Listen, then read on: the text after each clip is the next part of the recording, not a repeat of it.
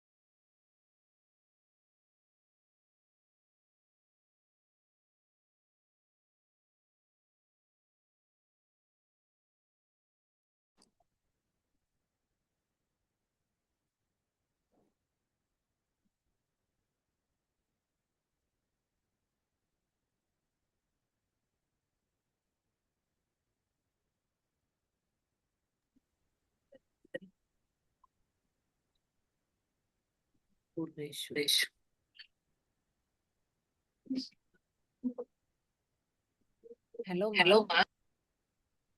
Ma'am வாங்க. என்ன ma'am வரல நீங்க? வாங்க.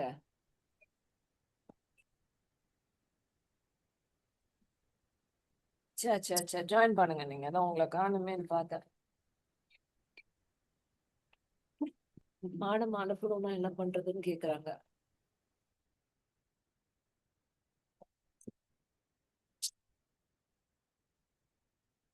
இங்க வாங்க.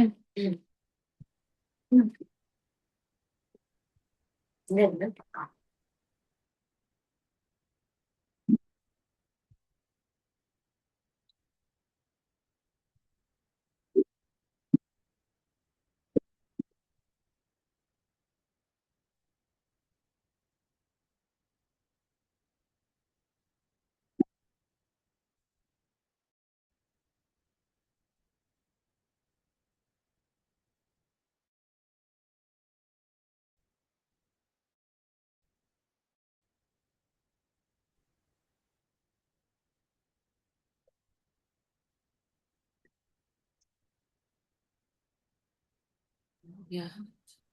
Who's the first one?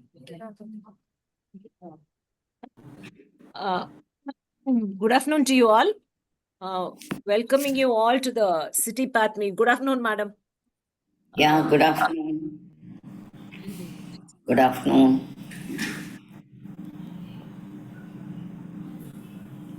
Madam, போட்டுக்கோமா.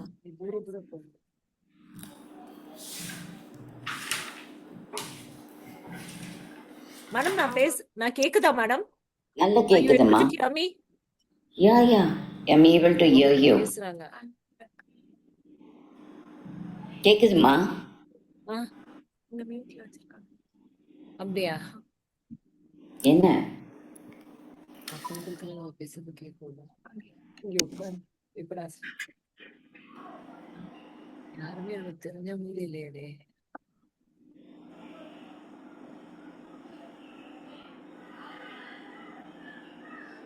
Good afternoon to you all. Ma'am, I'm Yes. not able to hear you. நான் மியூட் இல்லையே, நல்லா தானே இருக்கு. ஏன் பேர் கேட்கல? யாரோ போட்டிங்களா இப்போ? மியூட் We are ஆகல. able to hear everyone. கேக்குதா? Someone happy. கேக்குது மேடம். மேடம்தும் கேக்குது, வளர்ந்தும் கேக்குது. We are able to hear both of the voices. Ma'am, Padma madam, are you able to hear me, ma'am? We are able to hear both of you. So if you are unable to hear, please log out and then log in, you might be able to. Kanna. Hello? Hello, we are able to hear you. சுத்தமா கேக்கல. ஓ, நீங்க mute கேக்குது, பண்ணிட்டீங்க. சரி.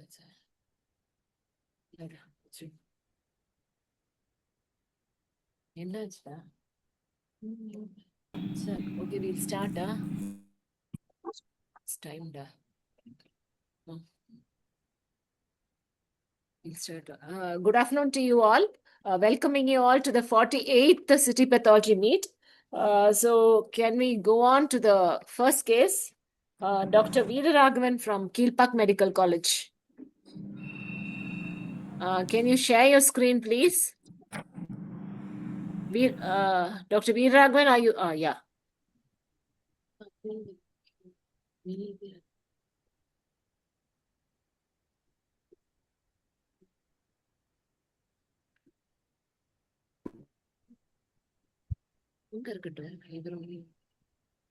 V. Raghavan? Yes, ma'am. Hello, am I audible, ma'am? Yes, you are audible. Proceed. Good afternoon, everyone. I am presenting two cases that represent a spectrum of the same disorder.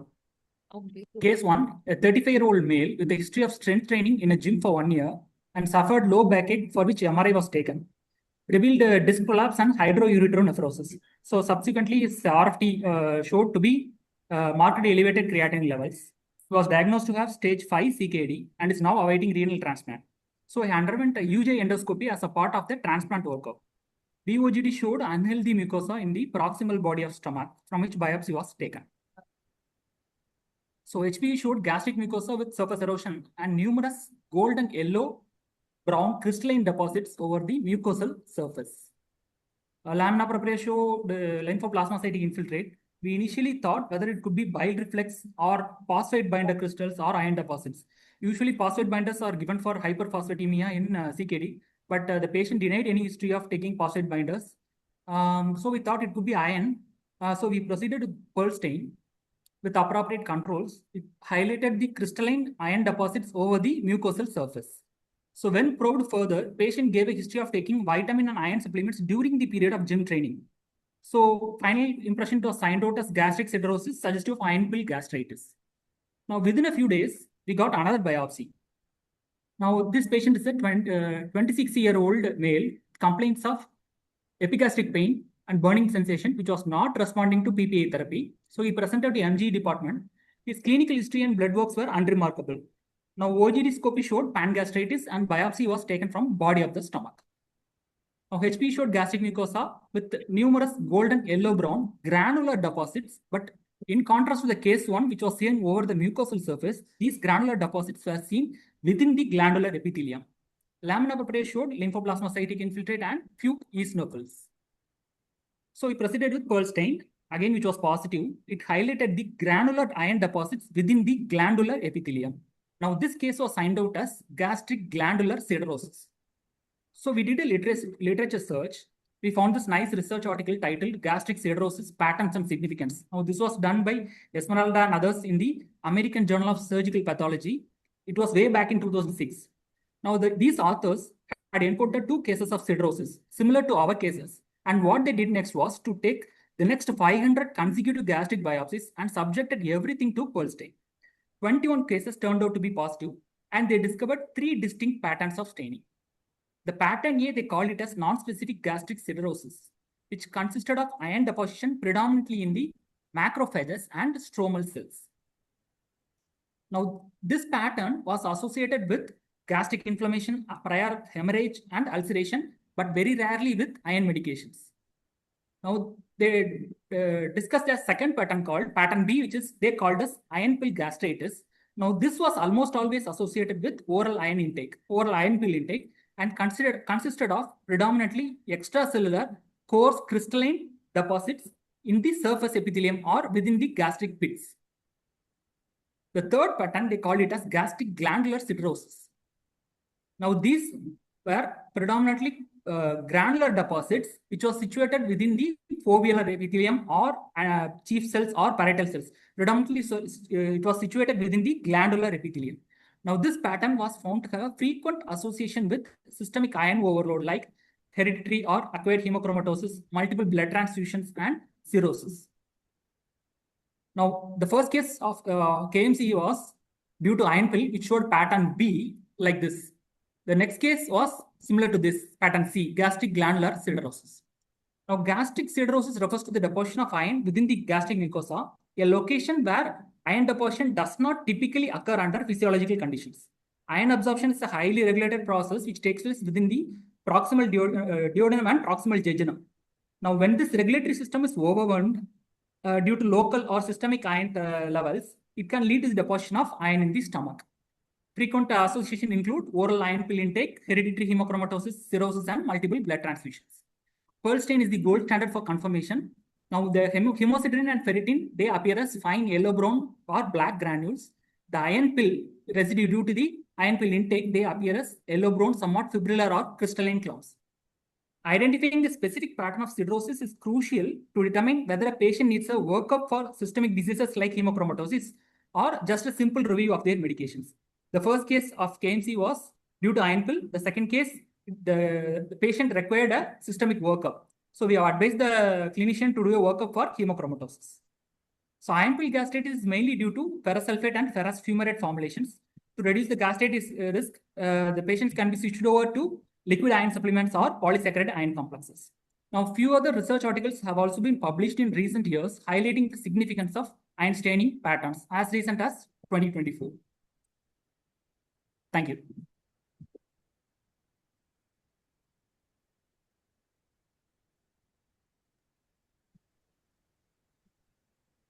Very nice presentation, Veera Raghavan. Thank you, ma'am. Because very rare, I have been seeing more than thousands and thousands of gastric biopsies so far. I've yet to come across a case like this. Maybe we would have overlooked a few incidents of pigment-laden histiocytes. I thought of the second case was something like a hemorrhage and pigment-laden lesion. And the first one, I thought it could be an undigested food particles, and as you mentioned, could be a bile reflex was my differential diagnosis. But the workup for hemochromatosis brought out limelight of the gastric siderosis, which is very rare. It was actually a postgraduate who suggested to do pulse little more homework to study this. Very nice. A postgraduate who suggested to do the pulse stain for first case. Anybody, any articles have come in the research articles, previous studies? Anybody has done this? The same topic. MD pathologists or research scholars have done any work in this? I don't think we have got any recent research or any studies conducted regarding siderosis. You're not audible, Jamila. Pardon?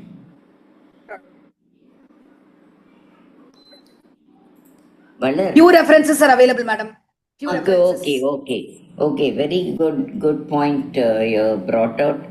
Hereafter we can analyze the cases of many nephrotic CKD patients are coming to our department. But this association we have not encountered so far. Very nice. Very nice. Thank you. Anybody?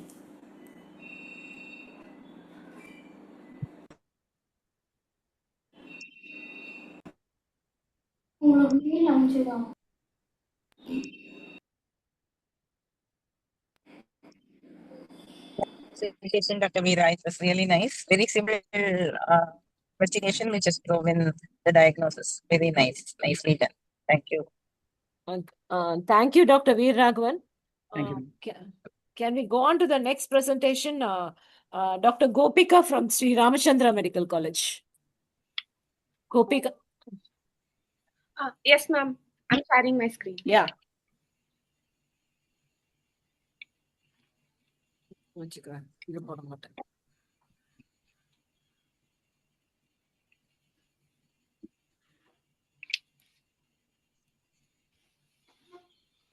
start, ma'am. Yeah, please share your screen. It's shared, ma'am. Ma'am, is it visible? Gopika, continue. Yes, ma'am. Good afternoon, ma'am. Today I'll be talking about one case, the quiet pattern of power of solid pattern. 35 years old woman reported a painless swelling over the left mandibular region, and it has gradually enlarged in size over the months, which was firm, non-tender, raising the suspicion of malignancy. Radiologically, they have given it as neoplastic lesion arising from the submandibular gland.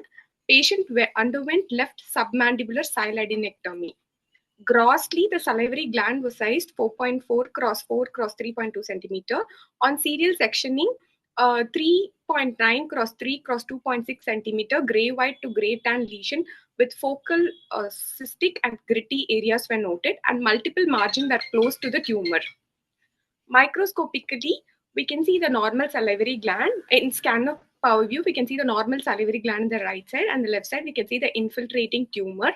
In low power view, we can see the infiltrating tumor arranged in a solid pattern. In low power view, we can see the tumor arranged in sheets and mild solid pattern in a sclerotic background. Here we can see the cribriform pattern. The tumor nests of cells with microcyst-like spaces filled with hyaline basophilic buccal material. And in high power view, we can see the individual tumor cell, which is round to oval, scant eosinophilic cytoplasm, hyperchromatic, two vesicular angulated nuclei, and 6 to 8 mitosis per high power field can be noted. We can also see the perineural invasion and intraneural invasion, and lymphovascular invasion was also noted by the tumor cells going into the blood vessels. And the margins like anterior margin, posterior margin, and inferior margin were positive of tumor, and lateral margin was 0.1 centimeter away from the tumor. And we had 40% of the solid pattern, which accounts to grade 3, where more than 30% of solid pattern was present, and cribriform pattern 40% was present. And through IHCs, we did IHC of SOX10, which showed nuclear positivity, and PAN-CK and CD117, which showed membrane or cytoplasmic positivity. And P63 in well-differentiated tumor, it has taken up. In a solid pattern, it hasn't taken up. Loss of P63. And in high power view, we can see loss of P63. And a tumor based on AGCC grading of 8th edition, T2 tumor size was 3.9 centimeter. So it came under T2 category. The tumor larger than 2 centimeter, but not larger than 4 centimeter on the greatest dimension. And N2B, where 2 lymph nodes were positive, which was less than 6 centimeter on the greatest dimension. With that, we came into the impression as left mandibular cyeloadenectomy specimen. The tumor was staged as PT2 N2B, adenoid cystic carcinoma with focal solid pattern. Surgical margins like inferior, anterior, and posterior margins were involved, and the lateral margin was less than 0.1 centimeter. Regional lymph node analysis revealed metastasis in 2 out of 3 nodes were positive. IHCs showed CD117, SOX10, and PAN-CK and P63, which confirmed the diagnosis.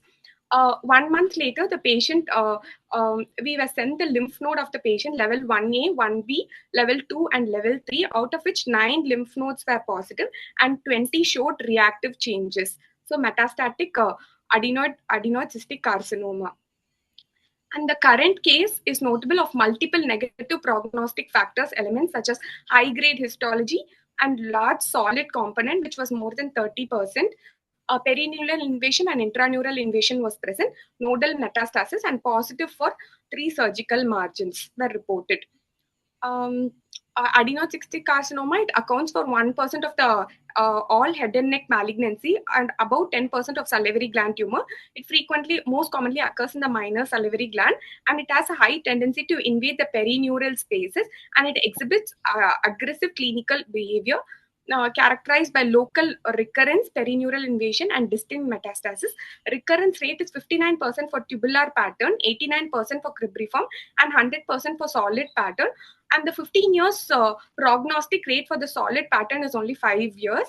And grading, grade 1 is tubular or mixed cribriform pattern. Grade 2 is pure cribriform, which is less than solid pattern, 30% solid. And grade 3 is more than 30% solid. In our case, it was 40% solid pattern. So it went into grade 3, which is high grade carcinoma.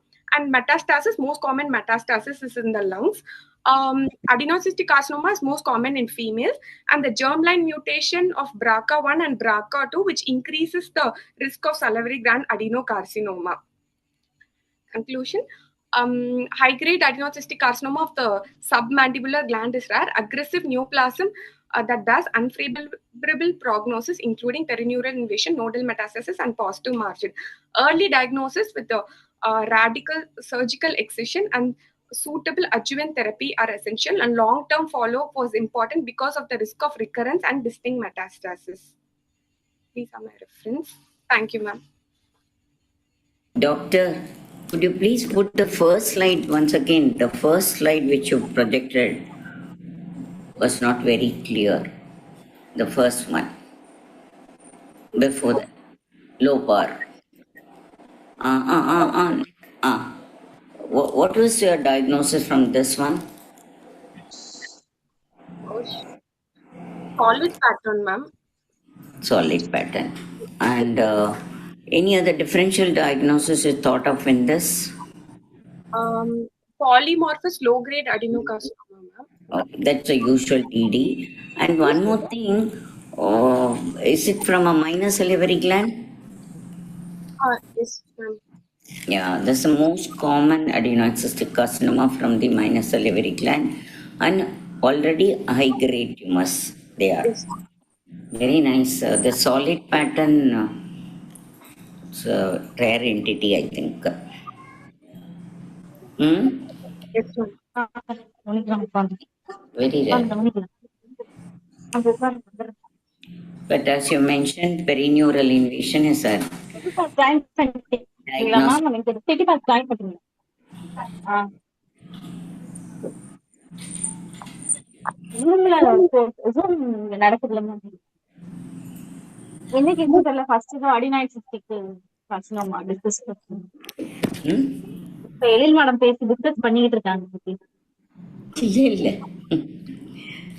No, very nice presentation. And what are the points I just wanted to, as the solid pattern I've never seen so far. That is why I just wanted to ask her. Yes, ma'am. Very nice, ma. Very nice. Rare case you brought out. Thank you. Thank you, ma'am. For the floor. Further discussion.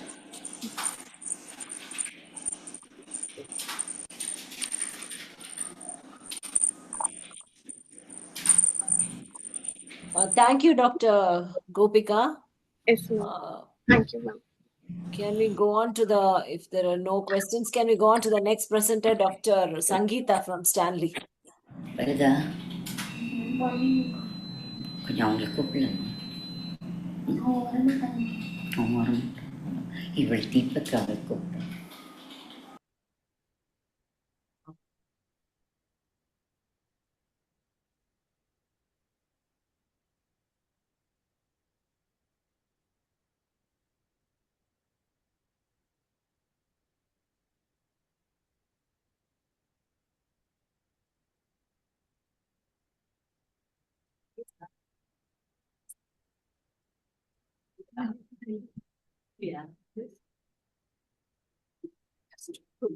Good afternoon, my dear professors, my dear friends. I thank my HOD, Dr. Selvambika ma'am, and Professor Dr. Valanmati ma'am, and my dear associate professors for giving this opportunity. I am Dr. Sangeetha Lakshmi, Assistant Professor, Department of Pathology in Government Stanley Medical College. Going on to the case presentation, this is a 57 years female admitted with the complaints of abdominal pain, abdominal distension, and nausea for 1 week and 1 episode of vomiting. Her CECT abdomen showed a jejunal intersusception with jejunal polyp as a lead point. Clinically, she was diagnosed as having jejunal intersusception, and the specimen we received was a jejunal intersusception segment with a pedunculated polyp. Her CECT abdomen is showing the segment of jejunum, with the distal jejunum showing a bubble within the bowel configuration, and this arrow mark is showing the pedunculated polyp, which is the lead point of the intersusception. So this is the gross specimen we received. We received an already cut open and sent jejunal segment, which is 17 centimeter in length, which with an attached pedunculated polyp, which measures 4 cross 2.5 cross 2 centimeter. The external surface of the polyp was yellowish green, and the cut surface was gray-white, firm, and congested. Going to the histopathological examination, the first picture is under the scanner power shows the ulcerated, focally denuded polyp lining with an underlying malignant spindle cell neoplasm. This is the adjacent normal jejunal mucosa, which is free of the tumor. And this picture in scanner showing the normal adjacent jejunal mucosa with the polyp lining and the underlying malignant spindle cell neoplasm. This is the low bar picture showing the malignant spindle cell neoplasm arranged in sheets composed of pleomorphic spindle cells. In this bar itself, we can see a brisk mitotic activity. And this is the high bar showing sheets of pleomorphic spindle cells with moderate cytoplasm and highly pleomorphic vesicular nuclei with prominent nucleoli. And focal areas shows bizarre cells with multinucleation. And there is a brisk mitotic activity, and focal areas is also showing mixed changes. So with this histomorphology, we had these following differential diagnoses in our mind: gastrointestinal stromal tumor, leiomyosarcoma, malignant peripheral nerve sheath tumor, inflammatory myofibroblastic tumor, sarcomatoid carcinoma, desmoid-type fibromatosis. To rule out these tumors, we applied a set of immunohistochemical markers. And Chi67 showed a high proliferative index. More than 70% of the epithelial cells showed nucleopositivity. And pan-CK was negative, hence we ruled out carcinomas. Desmin was also negative, so we ruled out leiomyosarcoma. And S100 was also negative, hence we ruled out MPNST and melanoma. DOG1 was also negative, so we ruled out GIST. CD34 was also negative, so we ruled out dermatofibrosarcoma. And MTM2 was also negative, so we ruled out well-differentiated and dedifferentiated liposarcoma. So with all these markers, we ruled out all these tumors, and the histomorphology favored a diagnosis of undifferentiated sarcoma, FNCLCC grade 3. This is a diagnosis of exclusion, as the histomorphology favored, and there was no specific differentiation. We put it under grade 3, and we gave a score 3 for tumor differentiation and score 3 for mitotic count. This is a journal. This article was published in American Journal of Gastroenterology in the year 2024. It showed an extremely rare case of small bowel undifferentiated pleomorphic sarcoma causing jejunal intussusception. And this is also one of the journal presented in the year 2012 showing primary undifferentiated pleomorphic sarcoma of the jejunal mesentery with a complicated course. This case was presented here because of its rarity, and the incidence is 0.08 to 1 per 1 lakh population.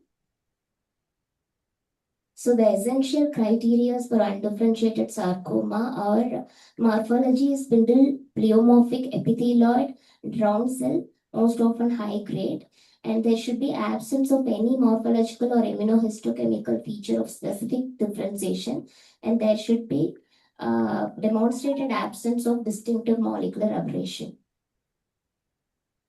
So going to the case summary, it's a 57-year-old female presented with abdominal pain and abdominal distension. In CECT, we had jejunal intussusception. The lead point is pedunculated jejunal polyp. And the pathological findings, this was a high-grade spindle cell neoplasm with pleomorphism and no definite line of differentiation on morphology. IHC profile, Chi67 high, that is more than 70%. It shows this has an aggressive behavior. And all these markers, that is pan-CK, Desmin, S100, DOG1, CD34, MDM2 were negative. So we ruled out carcinoma, just smooth muscle tumors, neural and hypogenic tumors. and the final diagnosis made was undifferentiated sarcoma FNCLCC grade 3 as a diagnosis of exclusion. The take-home message: primary undifferentiated carcinoma of small bowel is extremely rare. And intussusception is also rarely reported complication. So whenever we come across small intestinal polyps with intussusception, apart from the common benign polyps, we should also suspect undifferentiated pleomorphic sarcoma, especially in elder people, as it has a very bad prognosis. And the histopathological analysis and immunohistochemical markers are key in confirming undifferentiated sarcomas. Despite therapy, undifferentiated pleomorphic sarcomas have high rates of metastasis, mortality, and recurrence, showcasing the need for early diagnosis, treatment, and lifelong surveillance. Thank you all.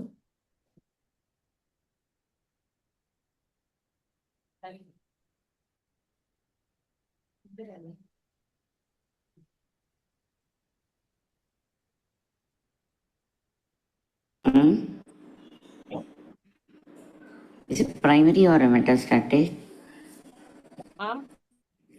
Primary நினைச்சீங்களா metastatic வேற any other place? Primary தான் madam. Primary தான். And myastic differentiation ஏதாவது marker போட்டிருக்கீங்களா? Madam, not able to hear you. Myofibroblastic differentiation. Hello? Hello? Ma'am, கேக்குதா? yes ma'am, very much. Myofibroblastic differentiation usually we have to undifferentiated or pleomorphic sarcoma. அது marker ஒன்றும் நம்ம போடல. Have you put a marker for myoblastic differentiation in your tumor panel? Everything seems to be negative, இல்லை? What marker you meant, madam? I The think you've done all the entire panel all was done, panel. madam. All was done. Ma'am, CD34 was also negative, ma'am. Oh, but the nucleoli predominance was a little, I thought of some epithelial lesion only, because the spindle cell morphology was not really highlighted in the slide. The nucleoli was not, I was just thinking, I didn't thought of this sarcoma at all in my differential diagnosis. Undifferentiated sarcoma. The nucleolate prominence, why it was seen, I was wondering. Because I was not able to catch any diagnosis. Maybe anybody on the floor, I don't know. Padmavati? Ma'am, வேற ஏதாவது நீங்க markers போடணும்ன்றீங்களா? Any additional markers other than this? Yeah, what I'm asking is why the nucleoli was very prominent in these tumors, and the spindle cell morphology I was not able to see properly in the slide. That is what I was worrying. Yes, ma'am. Now, carcinosarcoma, that sort of thing is epithelial markers were negative, they say. Markers Ma'am, ma'am, பாருங்க madam, you can see the slide. Yeah. I saw that. Initially, I also thought of carcinosarcoma sort of thing, but PanCK was negative, you said. Yeah, that point only was just thinking.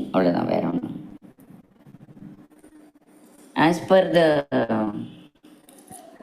literature, correct in the case. Yes, it was rare presentation only. Very rare. Other 5 cases so far reported in the literature. Reference உள்ளது. Pleomorphic sarcoma references.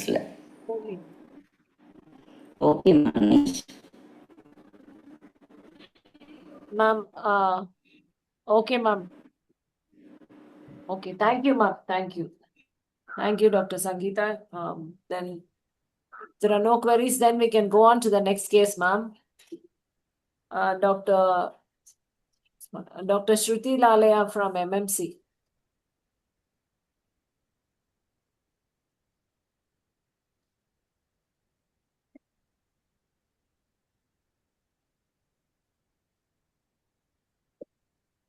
Ma'am, is the screen visible, ma'am?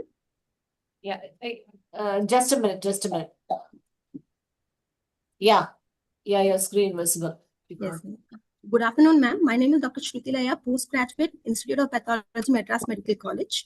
Under the guidance of our professors, Lakshmi ma'am and Swaminathan sir, and our assistant professors, Dr. Gauri ma'am and Dr. Vani ma'am, I'm going to be presenting a rare case presentation, a hidden puzzle in a chalky dot.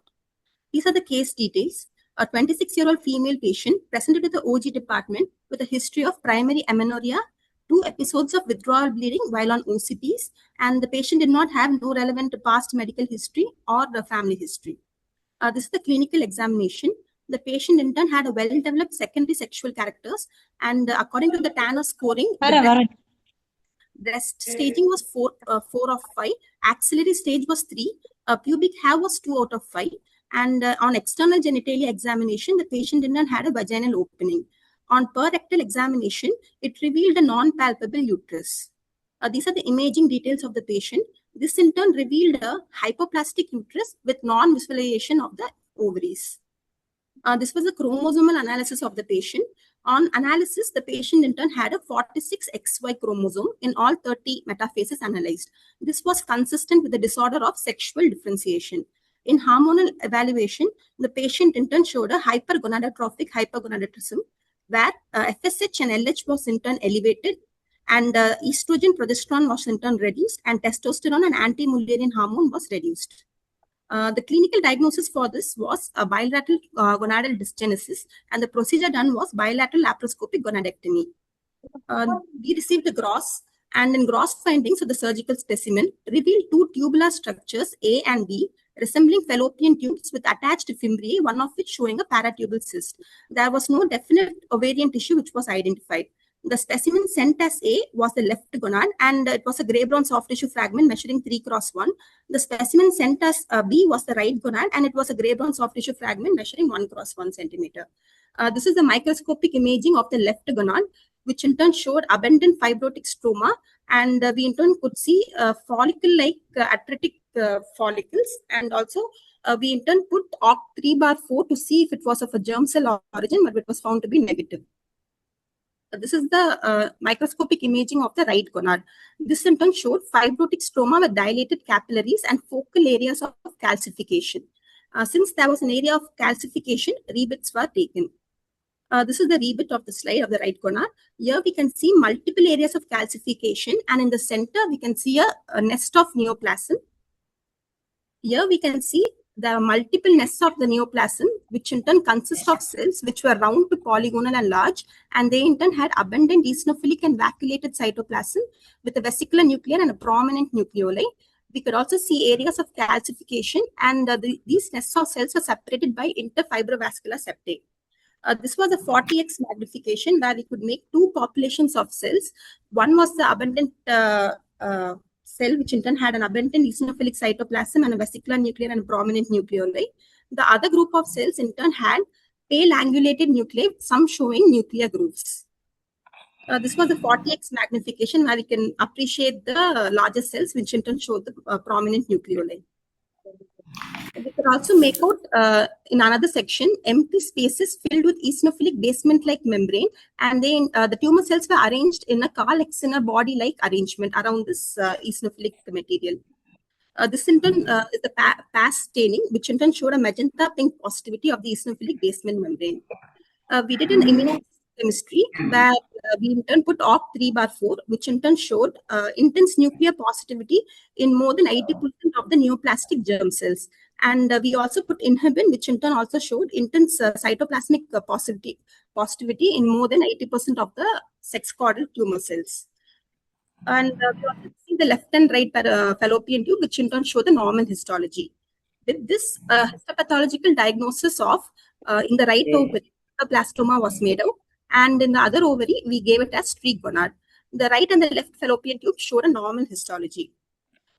Brief overview on gonadoblastoma. According to the latest WHO, it is a type of germ cell neoplasia in situ consisting of germ cells admixed with sex cord stromal elements. Mostly occurs in patients with disorders of gonadal dysgenesis. The presence of a Y chromosome plays an important role in the pathogenesis. It is bilateral in 40% of the cases.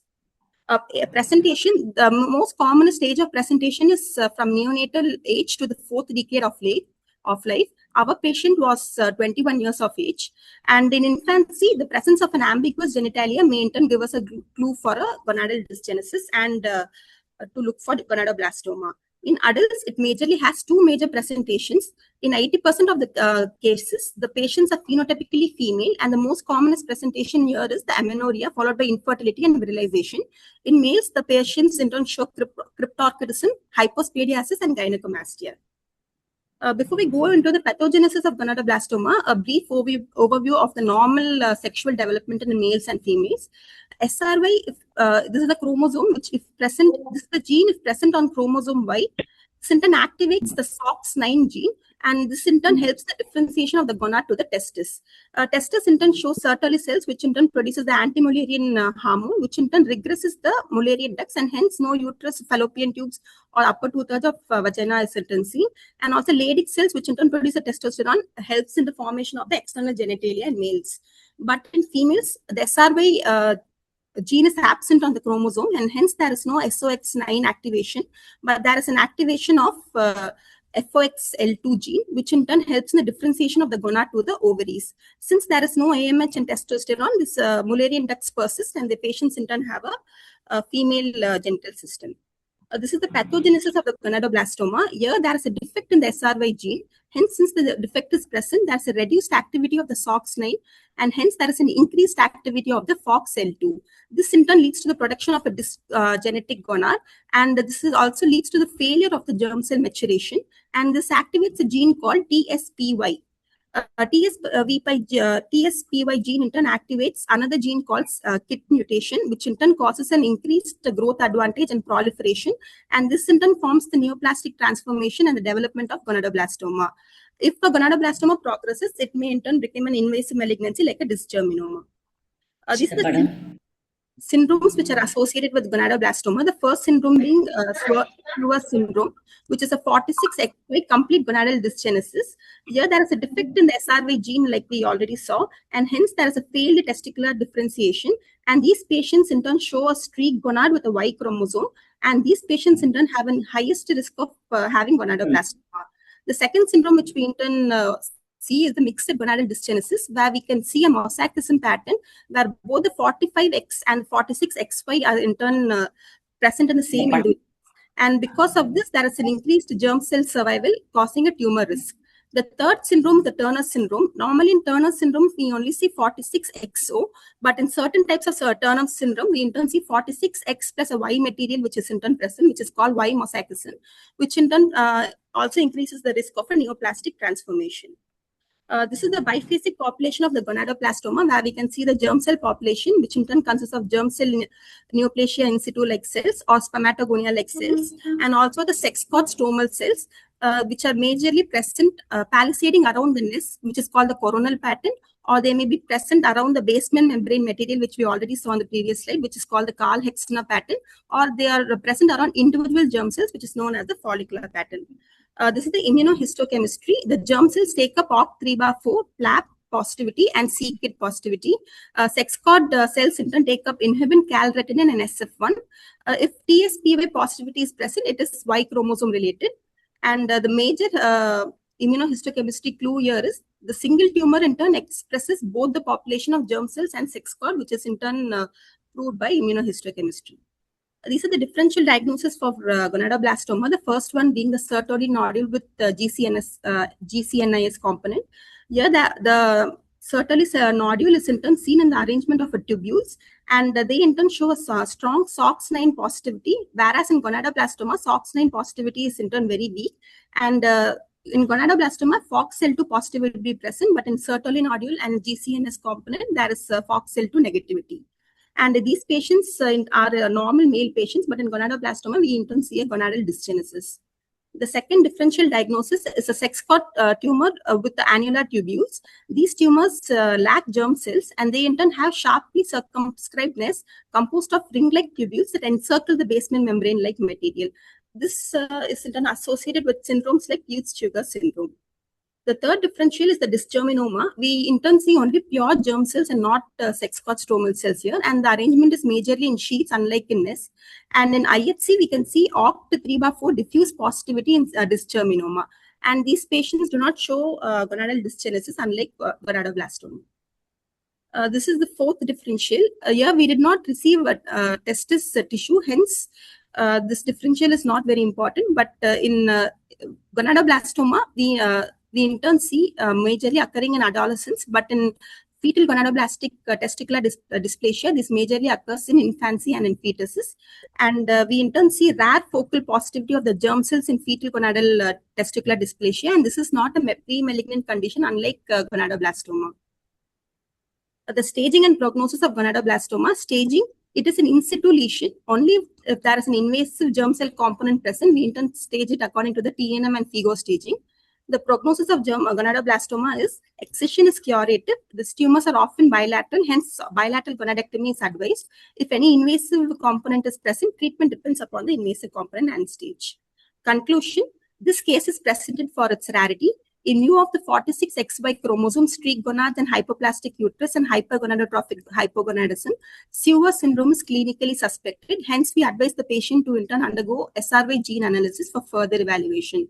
This case also emphasizes the careful grossing that careful grossing is necessary, and it is not just a routine step, but it's very crucial in identifying clinically significant neoplasms. This is a research article where we could see a gonadoblastoma in a patient with Sewer syndrome. Sewer syndrome occurs 1 in 80,000 to 1 lakh population, and it is a very rare syndrome. These are my references. Thank you.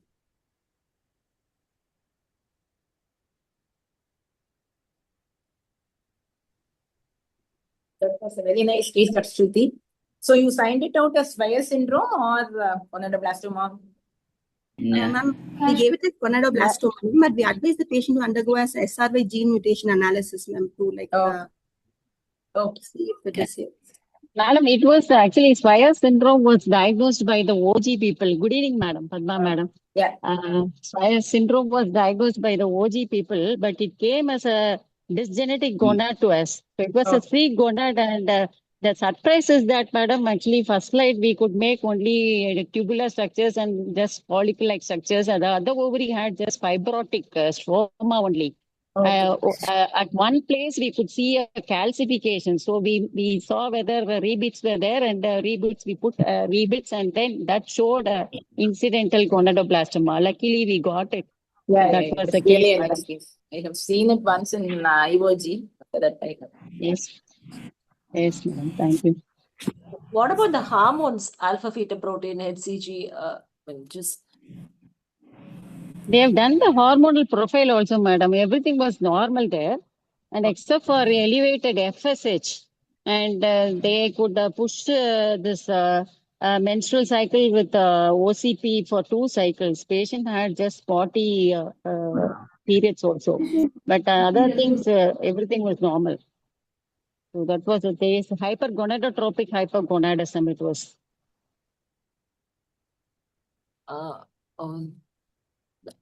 Thank you, Dr. Shruti. That was a very good presentation and of a very rare case. Thank you, Dr. Jayalakshmi and Swami sir, and thank you, MMC. Thank you, madam. Thank you. Can we go on to the next presenter, Dr. Badri?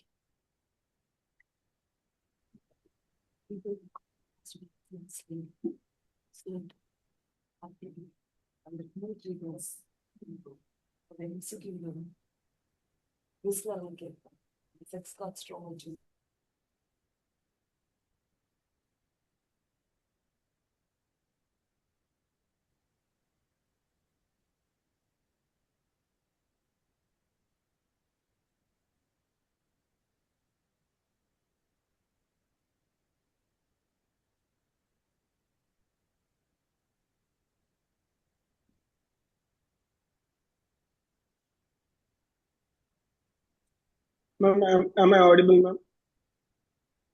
Yes, you are. Yeah.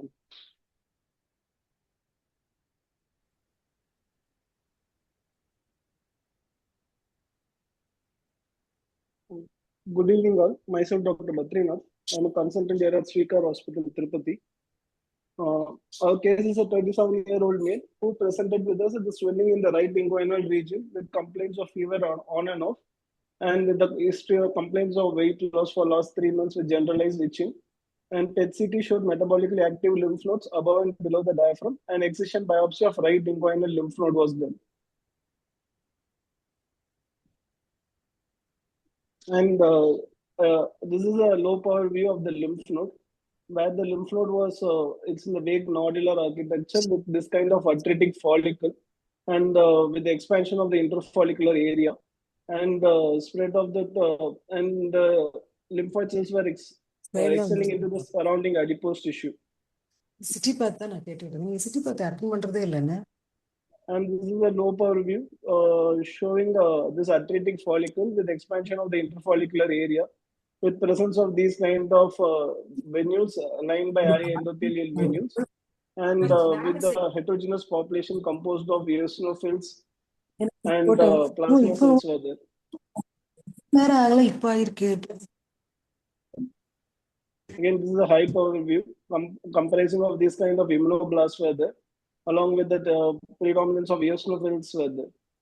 And along with this immunoblasts, some of the immunoblasts were binucleated. Along with this immunoblasts, some atypical looking lymphoid cells were also there, having this kind of cleaved having this kind of irregular nuclear contour with opened up chromatin, and having almost like a clear cytoplasm.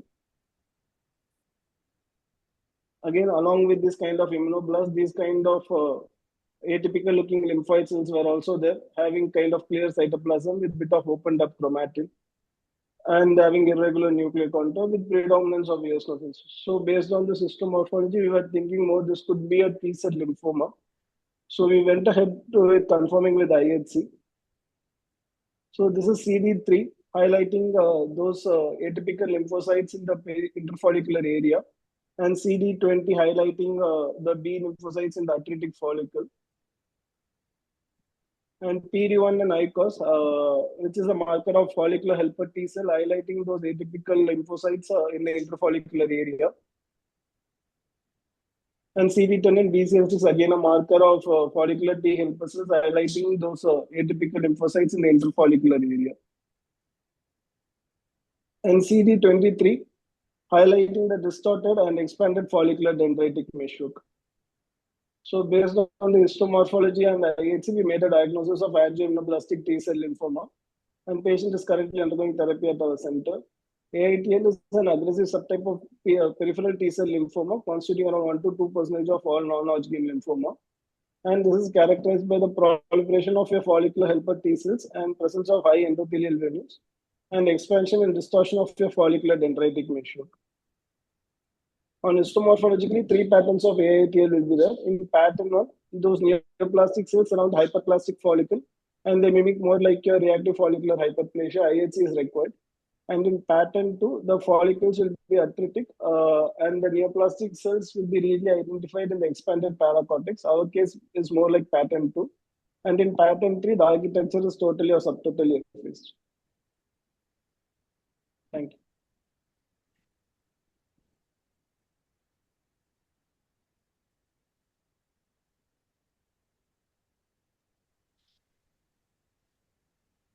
It's very good.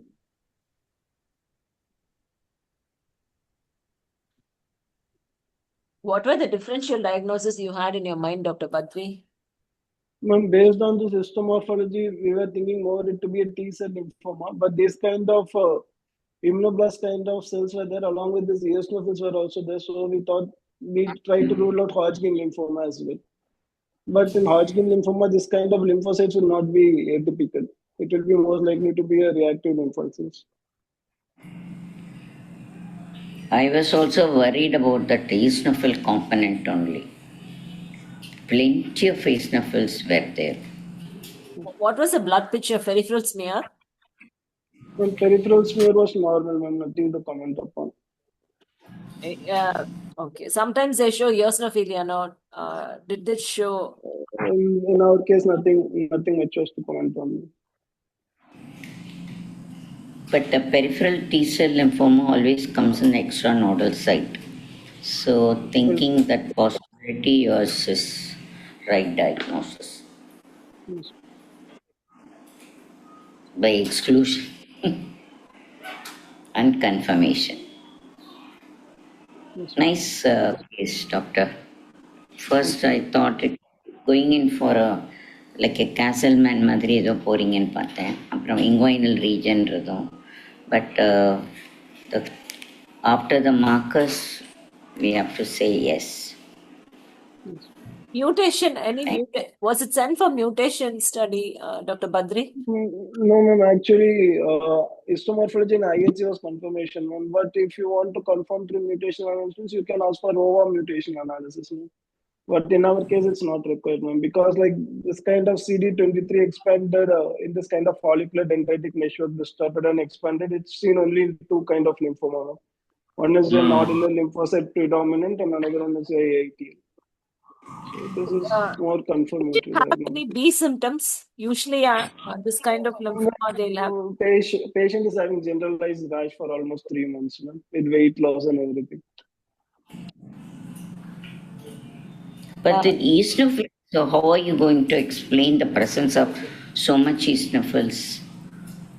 In mostly the T cell lymphoma, the background will be polymorphous. Not only Hodgkin, even in T cell lymphoma, also the background will be polymorphous, comprising of all those eosinophils and plasminophils.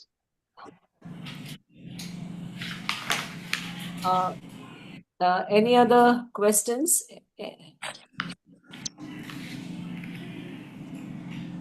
If not, then we can go on to the. Thank you, Dr. Badri, for that good presentation. Thank you. Thank you, ma'am. Thank you. Can we go on to the next presenter, Dr. Aleena from Tagore Medical College?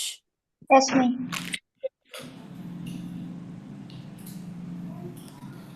Is my screen visible, ma'am? Hello? Yes, it is visible. Go ahead. Okay. So, good afternoon, everyone. I'm Dr. Aleena, second year pathology resident from Tagore Medical College. So, it's a case about resolving a clinico-pathological mismatch. So, here is the patient profile. It's a 27-year-old male presented with the complaints of multiple fluid-filled lesion occurring since childhood on and off. Notably, there is a significant family history with similar complaint present in the three generations. His father, grandfather are affected. All the three siblings, including him, have the similar lesion. On local examination, multiple papules and plaques are noted over the trunk and upper extremities. Few vesicles were present over the elbow region. Additionally, hyperpigmented plaques are seen over the abdomen. A provisional diagnosis of Darius disease and atopic dermatitis was considered. Here is the clinical picture of the patient. If we can appreciate the multiple papule and plaques over the upper trunk back, and particularly blister-like lesions over the elbows, predominantly on the extensor surface. So we received a skin biopsy. On low power examination, we can appreciate the intradermal blisters, subcorneal blister, and also intradermal epidermal blister are also present. This is the high power view. On high power view, we can appreciate the blister is filled with neutrophilic infiltrate. Then other epidermal findings like focal hyperkeratosis, parakeratosis, and acanthosis was also present. And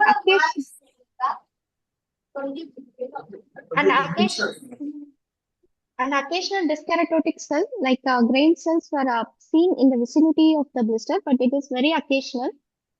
Then this is the dermis picture. Dermis shows perivascular and periadnexal inflammatory infiltrate, mixed inflammatory infiltrate of neutrophils and lymphocytes. So, for impression, features are suggestive of intraepidermal blister disorder. Primarily, we considered Darius disease due to clinical features, especially like autosomal dominant type of inheritance, and a few dyskeratotic cells on the histology and intraepidermal blister. However, the presence of intraepidermal neutrophilic blisters is not classical of Darius. So, raised a differential of IgF pemphigus. So, immunofluorescence were advised to rule out IgA pemphigus. Then, immunofluorescence shows IgA deposition negative. So the, so the possibility is more towards Darius, but the neutrophil in this case may be likely due to the superimposed infection because the patient was on cyclosporin. Uh, like now the patient is treated as Darius. Now the patient is on oral retinoids and is responding to the treatment. So basically, let's focus on intraepidermal bullae. Depending intraepidermal bullae, to consider the differential diagnosis, there are two cases with any like familiar disorders like benign familiar pemphigus, highly, or Darius disease. But from the clinical picture, there is a generalized seborrheic pattern of distribution, and was also dyskeratotic cell was present. So Darius is considered. Then neutrophilic predominance, subcorneal pustular dermatosis comes under the close DD, but subcorneal pustular dermatitis is predominantly of subcorneal, but we had also had other intradermal blisters in the slide. Then moving on to the clinical course of genetic hereditary bullous disorder, the onset is usually childhood or adolescence, sometimes at birth. A birth case is usually epidermis bullosa, it's due to friction. Then chronicity, the disease is a lifelong. There is no specific treatment, only symptomatic treatment helps.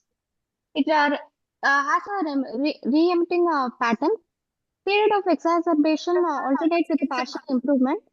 Triggered dependent exacerbation, like diarrhea worsens in summer and due to UV exposure, and highly worsens in flexure with sweating.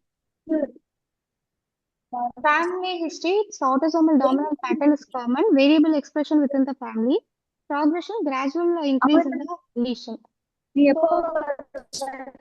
Moving on to the keratosis follicularis, that is Darius disease. It is an autosomal dominant disease with mutation in ATP2A2.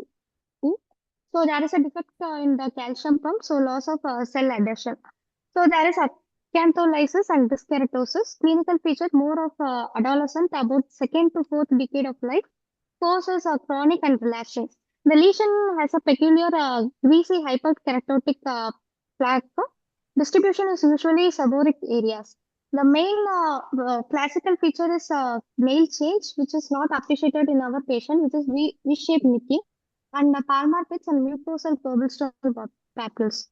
So the main histopathological finding is suprabasal cleft with acantholysis, dyskeratosis cell, that's scorch rods and grains.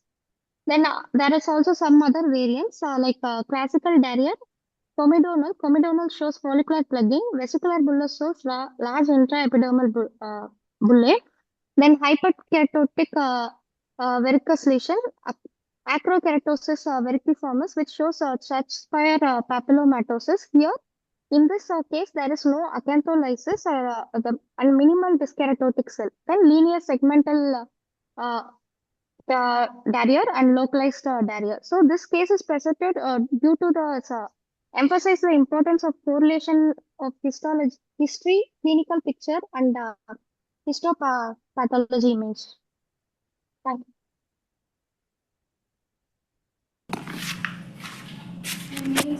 Very, very interesting, Dr. Aleena Christie. You took me to my diploma in dermatology days where I have seen a diarrhea case with a typical presentation of your clinical scenario. I really thank Dr. Aleena, brought my olden days of my memories of my dermatology classes, and the explanation what you have given was wonderful.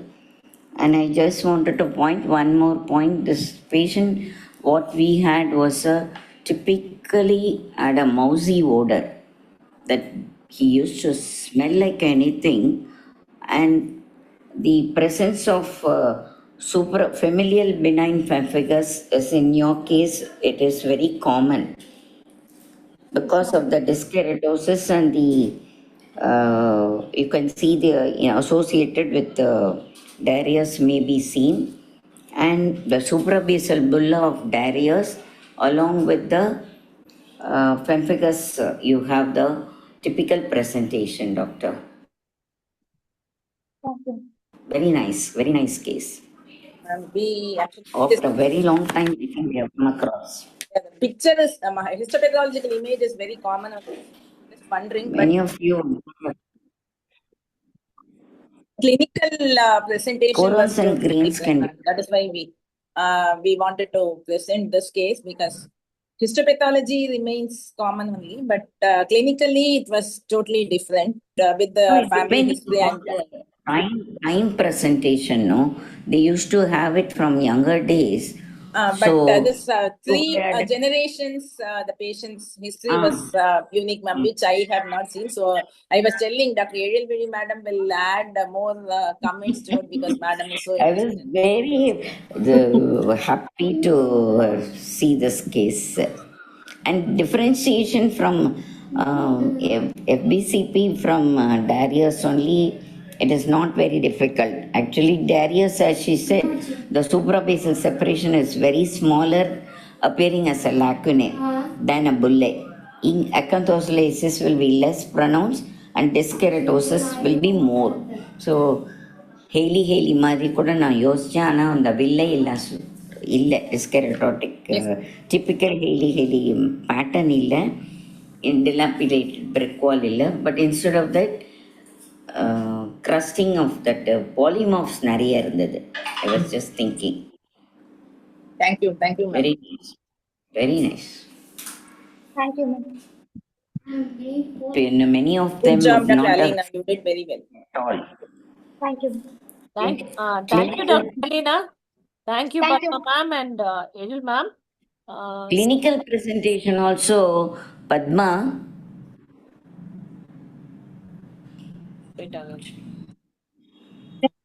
Hello. I think ma'am left. Yes, ma'am. The clinical presentation also, Sir, Muthiah the sir is paper on used is line, ma'am. as she said, many the plaques over the back, the seborrheic areas, very characteristic of Darius. Yes, ma'am. Yeah, very nicely brought out the case. Thank you. Ma'am. Great presentation, Aleena. Yeah. Okay, ma'am. Then can we go on to our next presenter, Dr. Kavitha?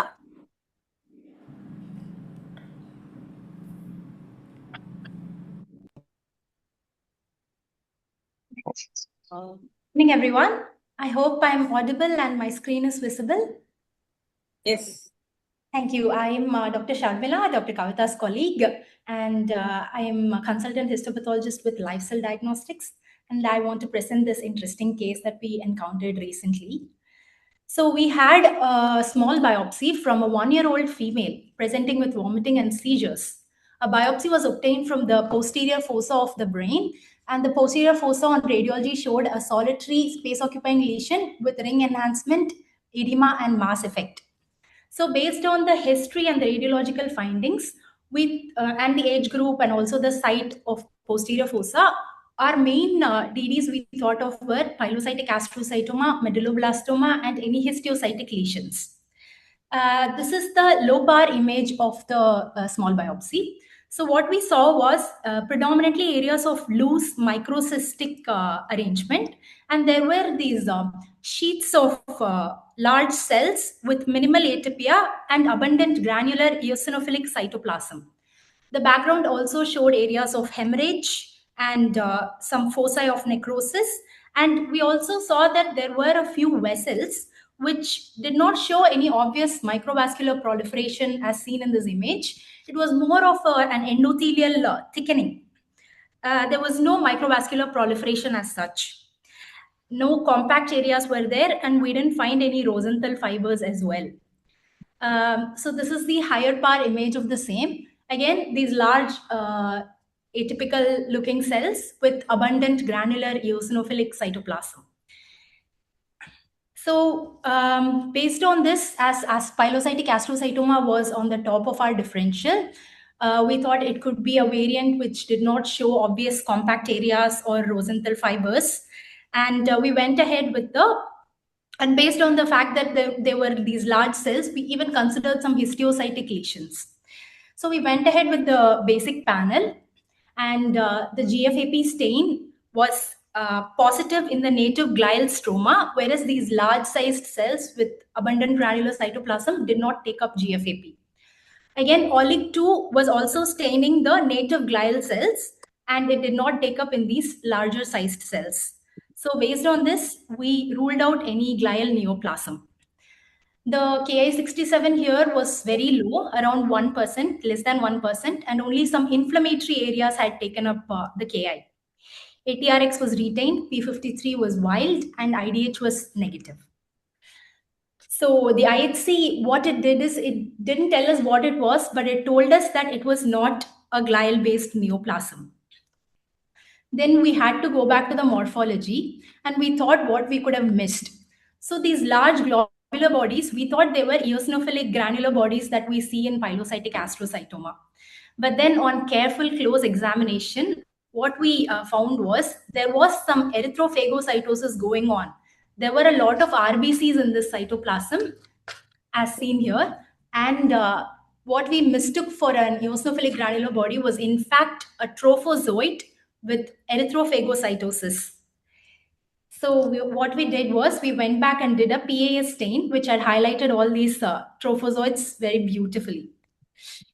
And CD68 was also negative, which ruled out any histiocytic lesion, which is also quite common in that age group. The Mason's trichrome stain was also like highlighting some angiotropic tissue destructive pattern and perivascular collagen deposition in the same. So we were able to rule out any tumors, and we did not think of infective in that age group because it was a 1-year female, and it was a solitary lesion with ring enhancement. So we did not think of infective in the first attempt. So our final diagnosis in this case turned out to be that of an amoebic encephalitis. And because there was obvious erythrophagocytosis going on, we thought it could be an entamoeba encephalitis. We advised a microbiological correlation. This is just a tabular column to depict the various amoebae that usually affect CNS. In our case, it was entamoeba, predominantly because there was erythrophagocytosis, and it was more of an abscess-like picture. Acanthamoeba usually presents with a granulomatous inflammation, and it has a chronic course. And histomorphologically also, it will have cysts, double-walled cysts. Naegleria again would present as a fulminant infection, and the amoeba are usually smaller in size and have a prominent karyosome. So we learned that even in that age group, infections are something which we should still consider. This was a very good learning point for us.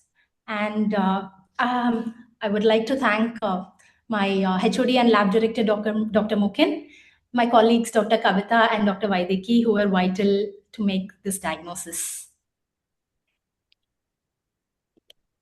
That was really wonderful. Thank you.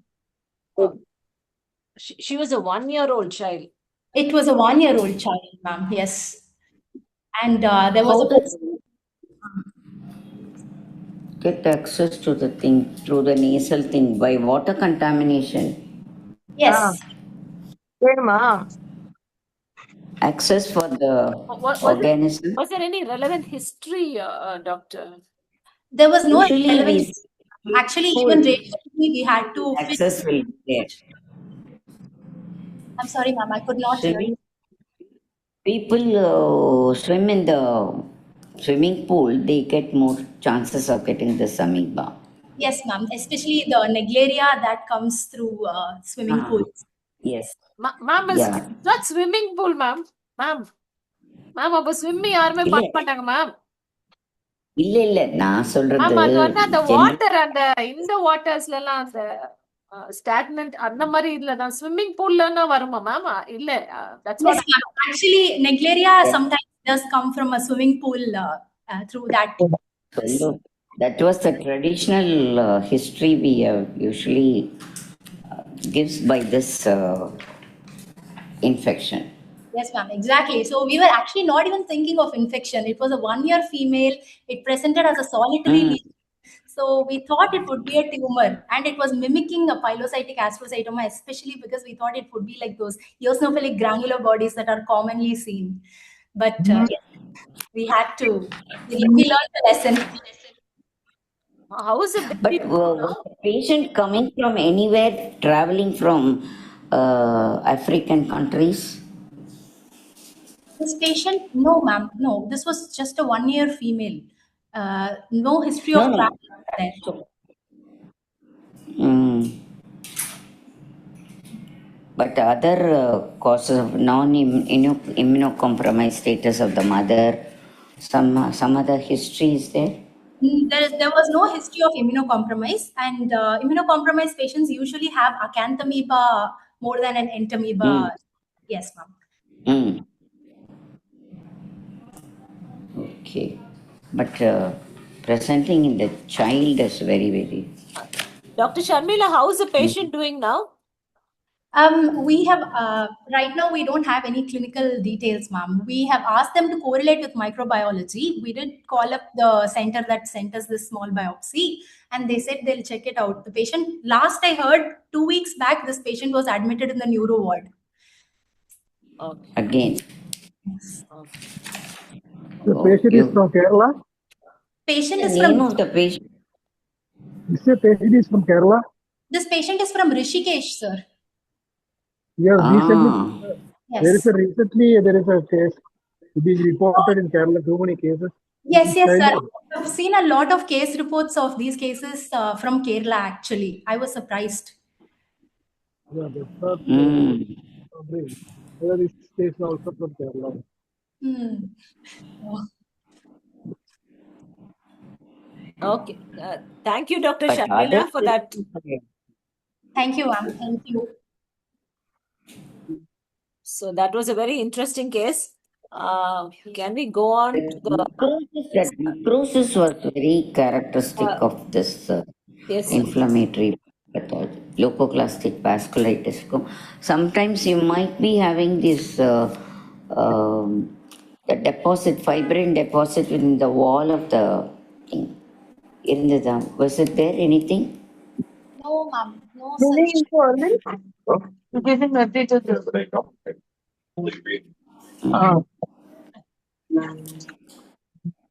Okay. Oh, right. Ma'am, can we go on to the... Thank you for all the inputs, ma'am. Good afternoon, sir. Sundaram, sir. Sir, Thank you. yes, sir.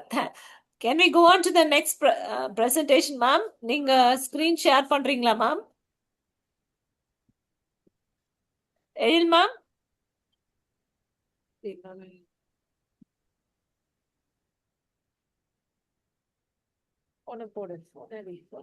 Ma'am? Ezhil, ma'am? I think something has happened. Spotter only. Spotter, not ma'am. as Yes, a... ma'am. Please share your screen, ma'am. Yeah, I've given it your sent your mail, ma. Ma'am. Mail இருக்கு பாரு. Ma'am, just a minute, ma'am. Just a minute.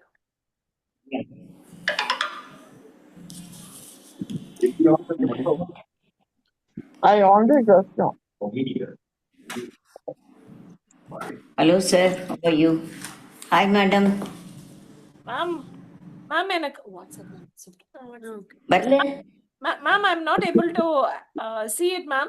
WhatsAppல அனுப்புறீங்களா, ma'am? அமிச்சாச்சு. வாட்ஸ்அப்லயா? Mail அமிச்ச சொன்னீங்க. மெயில்ல I sent it in. பண்ண முடியல, ma'am. ஐயோ.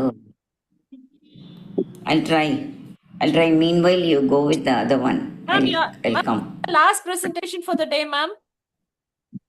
அப்படியா? வாட்ஸ்அப்ல அனுப்ப முடியுமான்னு பார்க்குறேன். Anyway, I'll try my 1 minute. Share பண்ண முடியுதா பாரு.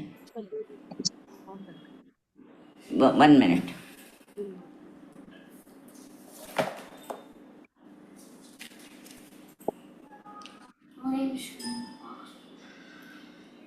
It's a 64-year-old male presented with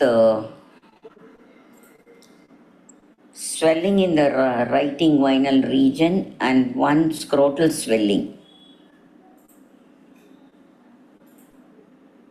Ma'am, நீங்க ஷேர் பண்ணல மேம், நீங்க அப்படியே ஓரலா சொல்லுங்க. One minute. That's what the picture வந்தா ஈஸியா இருக்கும் பார்த்தேன். நம்ம மெயில் செக் பண்ணிட்டேன் மேம், மெயில்ல வரல மேம். வரலையா? One minute.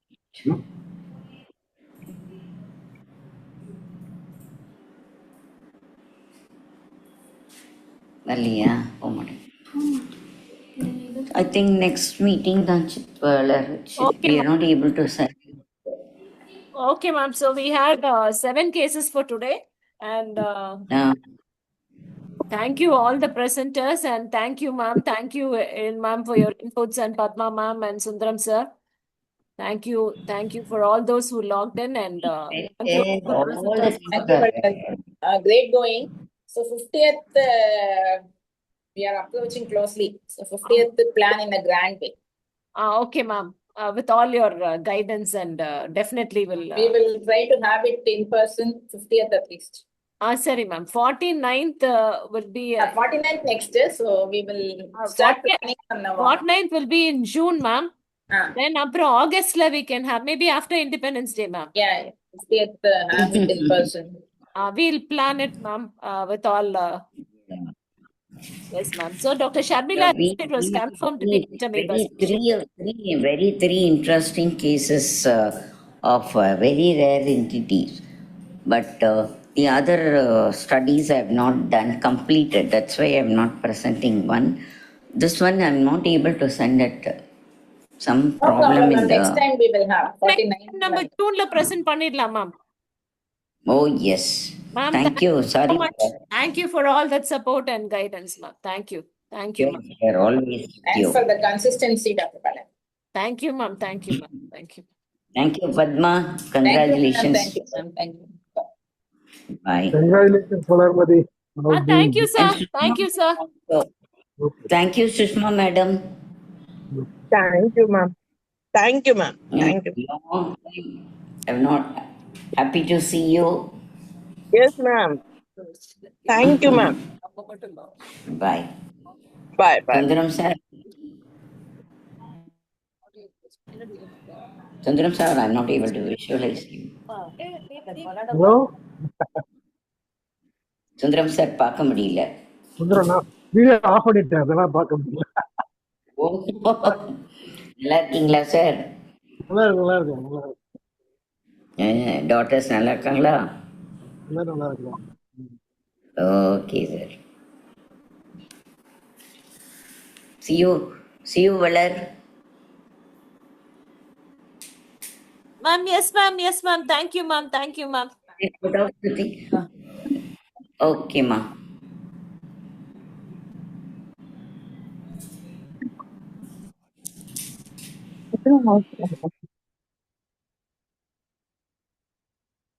I don't know how to offset. What did you make?